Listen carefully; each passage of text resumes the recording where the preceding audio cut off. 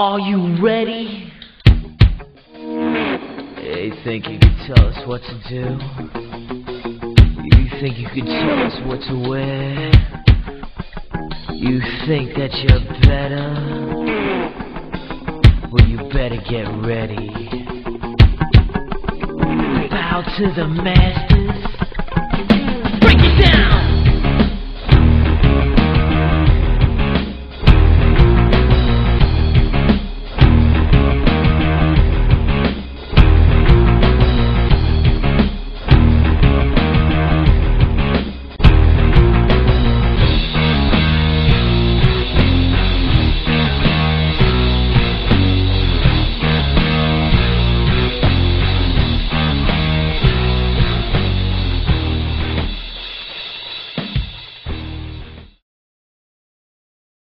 Cricket, a game born in England but followed religiously in India.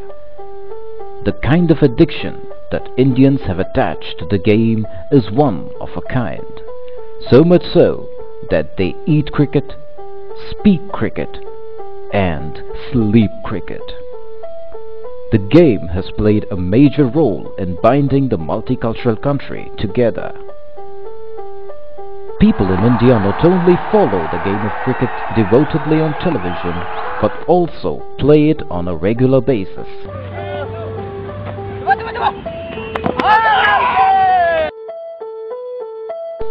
From empty streets and barren backyards to genuine cricket grounds, the game is played everywhere. Although the spirit of the game is equal among all those forms, technically, one can divide the ways in which cricket is played in India in two ways. Gully cricket, that is, played by people for leisure and fun, and professional cricket, played with a greater degree of technical seriousness of the game. Usually, in gully cricket, a tennis ball or a rubber ball is used, whereas in professional cricket, a leather ball is used as per the international standards. We often see cricketers apply saliva onto the ball. At this juncture, a question that invariably comes to one's mind is it not unhygienic?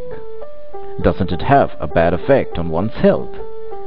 Well, to unearth answers to these questions, let's first find out why cricketers actually apply saliva onto the ball. A cricket ball's outer layer is that of leather, which is joined by a couple of rows of thread.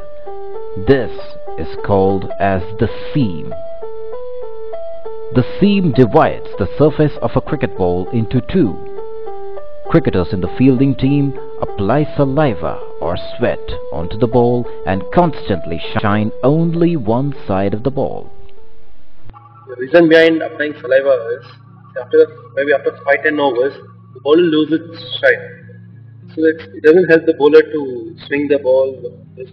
As a spinner, to get a drift, you have to apply sweat or saliva, any one of them. So I think it's better off saliva, because when you apply saliva, you can always maintain the shine throughout the day, especially on the SG ball.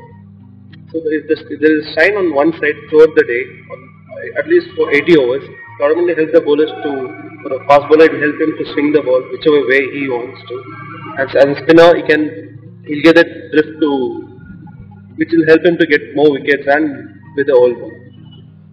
When a seam bowler delivers the ball deviates in its motion, a phenomenon called as swing in cricketing terminology. Bowlers swing the ball in order to confuse the batsman as to which direction the ball is heading to. There are basically three types of swing: outswing, inswing, and reverse swing. The outswinger, by aligning the seam to the left towards the slips and placing the roughened side of the ball on the left, the ball will swing to the left.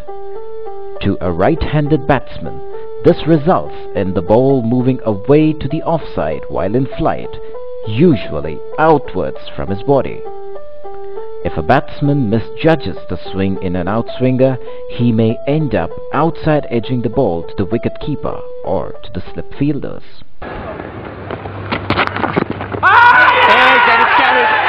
This is amazing. Inzamam has walked. Rudy Gerson doesn't need to raise a finger. Oh, beauty. Oh, who's bowling? Is it Michael Holding? Or is it Balaji? I remember Michael Holding doing that to a few batsmen. Watch this for a magnificent outswinger.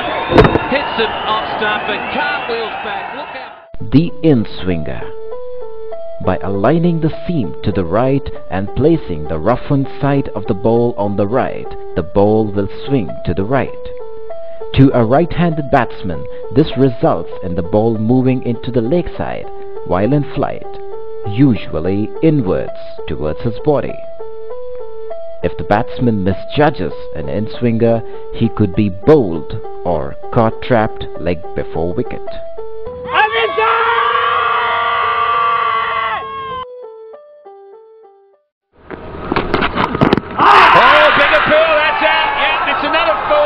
Swinging delivery, it's hit him on the shin bone. Shepherd did not hesitate, and Balaji has taken yet another wicket, and these wickets just keep falling in pairs. Oh! Look at the seam, so straight, starting to swing away. He's played outside the ball, and look at that off stump go. It's got freak of flyer points on it. The reverse swing. When the ball becomes very old, around 40 or more overs old, it can begin to swing towards the polished side rather than the rough side. This is known as reverse swing. Full toss! Missed it completely. Middle stump out of the ground. Now is that sheer pace or is that a misjudgment by VVS Laxman? When bowlers take their run-up, good batsmen will try to see which side is the shine of the ball. If they figure out which side of the ball is shiny, they can predict what line the bowler is trying to bowl and which way it is going to swing.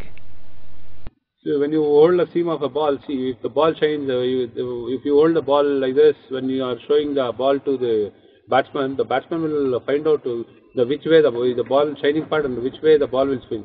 If you hold like this, hold the ball like this, covering this, the batsman cannot know how the ball will come, and this will help the bowler also. This way, the swing bowling phenomenon has a significant place in the tactics of a game. And to maintain the shine of the ball, cricketers keep applying saliva onto the ball. But is it healthy?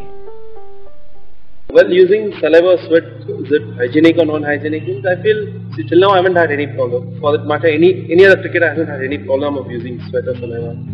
For instance, no cricketer has suffered with any health problems or nothing like that. But still, if the doctors or someone, if they have some researchers, they may get a clear idea about it. When a cricketer applies saliva while playing or for polishing the ball, the same ball will be caught or held by some other person, and the same person can carry the virus, hepatitis B virus, and the infection will be in the dormant stage for say up to a decade or so, and they may see the mounting of infection and the problems of the infection slowly aggravating after some, say about 1 decade or later. Complications to be seen after the hepatitis B virus carried on through saliva, particularly for cricketers. One is hepatocellular failure, and the second thing is cirrhosis of the liver. Third thing is they can go for the cancer of the liver also. Applying saliva to the ball, it's like helps us as a bowlers to swing the ball and stuff. But hygienically speaking, it's like instead of putting your hand into your mouth and then applying it onto the ball, rather spit on our hands and then apply it to the ball. And instead of saliva, you can use your sweat also. We do it sometimes, not only from your forehead, even from your arms, and then you can apply it on the ball. So it usually gives us that extra bit of movement. Maybe for some scientific reason it mostly some problem to the human, but we have not generally been a witness to this problem. So I don't think so it does really cause any harm in the human body. Just for the benefit of the ball to swing a bit in the test matches. And it's not done also initially. Just when the ball gets colder and the ball is trying to swing the ball, it does apply some saliva to make it swing. The ball will be rolling on the floor and the ball catches so many types of bacteria. Each time they lick the saliva and apply on the ball and again redo it. Even the cricketing player can harbor so many other varieties of infections like enteric infections. The Salmonella bacteria can enter and they can develop later on typhoid fever or Shigella dysentery, E. coli dysentery, so many things like that. Enterovirus causing so many intestinal infections. Hepatitis B vaccine should be made mandatory to all the cricket players. What I personally feel, they should carry a tissue paper with a moisturizer in their pocket, or an umpire carrying a moisturing some wetting procedure which will not harm the ball, so that they can avoid using the saliva. However, the International Cricket Council has to frame new laws if at all any alternative to shine the ball are to be introduced. The cricketing world witnessed enough cases of ball tampering which were not permitted by the ICC. Sachin Tendulkar was convicted of ball tampering in the year 2001, and so was Rahul Dravid for applying jelly onto the ball in the year 2004. Apart from saliva and sweat, there are alternatives, but according to ICC rules, you can't use it. For example, you can use oil or Vaseline or any other cream which will be, through that we can get the shine on one side of the ball, which is the bowlers to get that movement, swing and thing. But according to ICC rules, you can't use it. Apart from sweat, saliva, nothing else. And whatever, in case if a player does shine the ball with this Vaseline or oil or something, he will be banned from the game. You see, most of the time, when we are watching the television, many youngsters, invariably they follow the same method and try to mimic the senior cricketers or all well-known people, and this way they also carry infection and it can spread on to so many people. The game of cricket continues to mold crores of people in its lunacy. However, a limited few think about aspects such as health and hygiene associated with the game. They talk about playing good cricket, but we must realize that along with good cricket, we gotta play safe cricket, so that, in the true sense of the term, we uphold the spirit of cricket.